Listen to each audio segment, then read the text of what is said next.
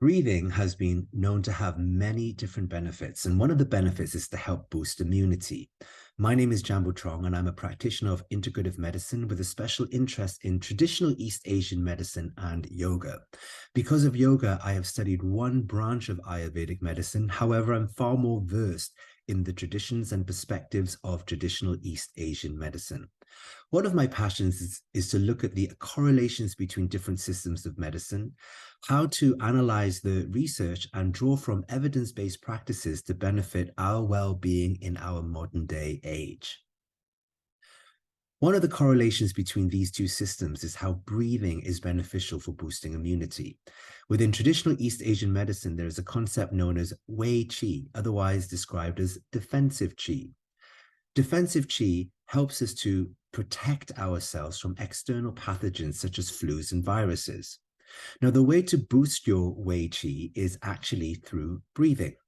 Now, within the school of yoga, there is a particular branch that specializes in breathing known as Pranayama. And there's a very interesting piece of research that was conducted in 2020 in India within 5 Indian hospitals that were COVID-19 hospitals.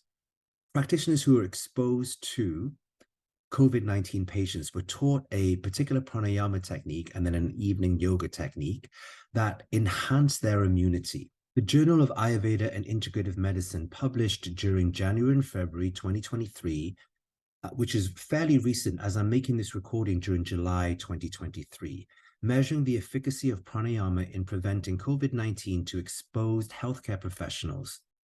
Across 5 different COVID hospitals in India during 2020, which was the beginning of the pandemic, healthcare professionals that were exposed to patients with COVID-19 were taught a pranayama sequence that lasted 30 minutes, where they were to practice twice a day for 28 days, whilst being supervised by a yoga teacher online.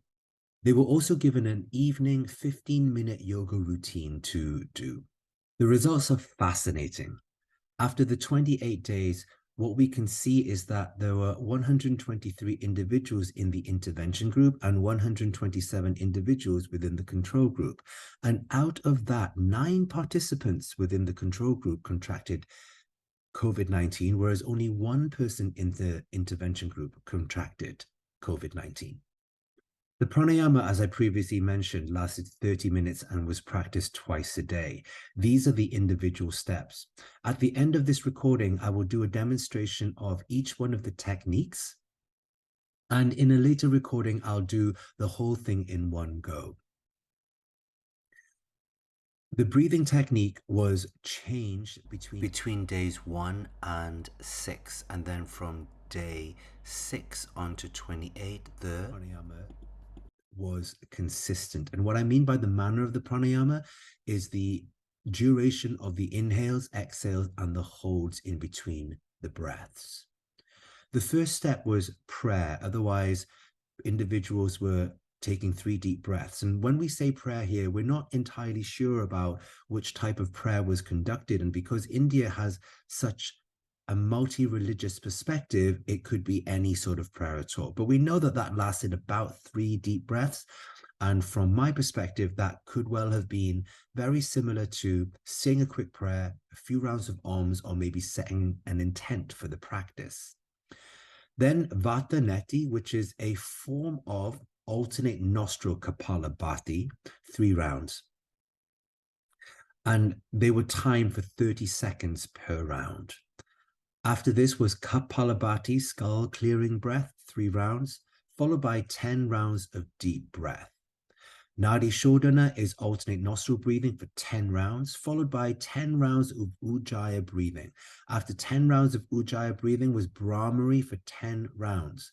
This was then completed by a 5-minute meditation, which is dhyana meditation is very much a practice of alertness, of awareness. So this 5 minutes was spent having awareness of breathing, thoughts, or emotions. The pranayama protocol was increased gradually during the 8 days, as previously mentioned. So on day 1, it was inhale for 4, hold for 3 seconds, exhale for 4, hold for 3 seconds.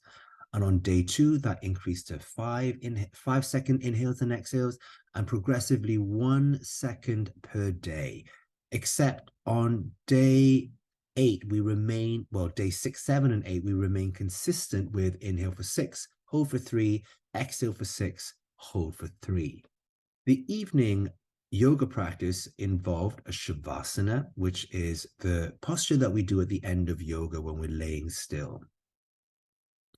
After that was abdominal breathing. So this is when we're engaging with sending the breath down towards the lower belly. Now, this doesn't mean to stick the abdomen out, which is often where abdominal breathing is confusing, but actually focusing on using the lower part of the ribs. Thoracic breathing is when we are focusing the breath around the rib cage. Clavicular breathing is when breath is literally behind the collarbones, and then deep breathing for 15 rounds.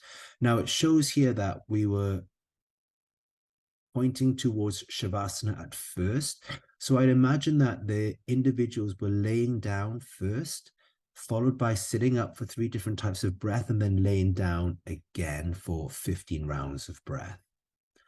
This was done each evening. So in total, it was 30 minutes twice a day of the previous mentioned pranayama routine, followed by 15 minutes of this at the end of each day. Begin by taking 3 deep breaths.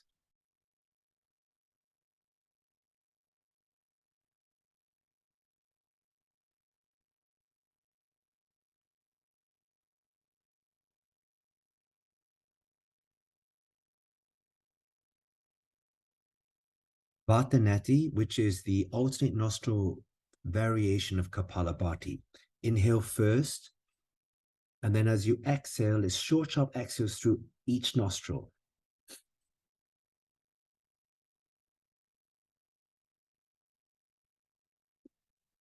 Each time you make a little one of these short, sharp exhales, the lower abdominal muscles contract a little bit. Following this is Kapalabhati, which is exhaling through the nostrils. Each time exhaling through the nostrils, there's a slight contraction of abdominal muscles. So it looks a little bit like this.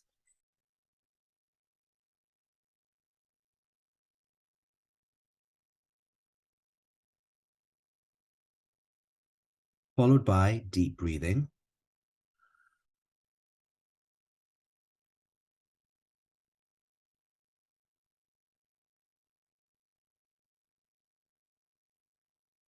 Followed by alternate nostril breathing, which is closing the right nostril, exhaling everything out through the mouth. Inhale through left nostril. Exhale right. Inhale right. Exhale left.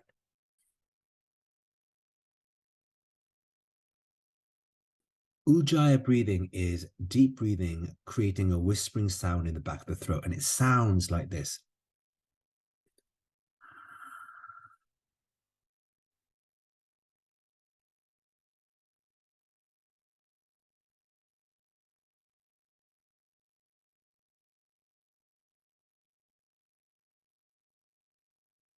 Ten rounds of that, followed by Brahmari, which is creating a buzzing, vibrating sound.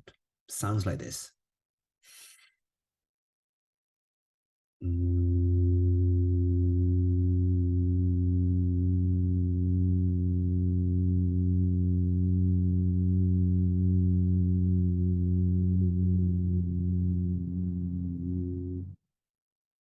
10 rounds of that, and then followed by 5 minutes of relaxed awareness on either breath, thoughts, or emotions.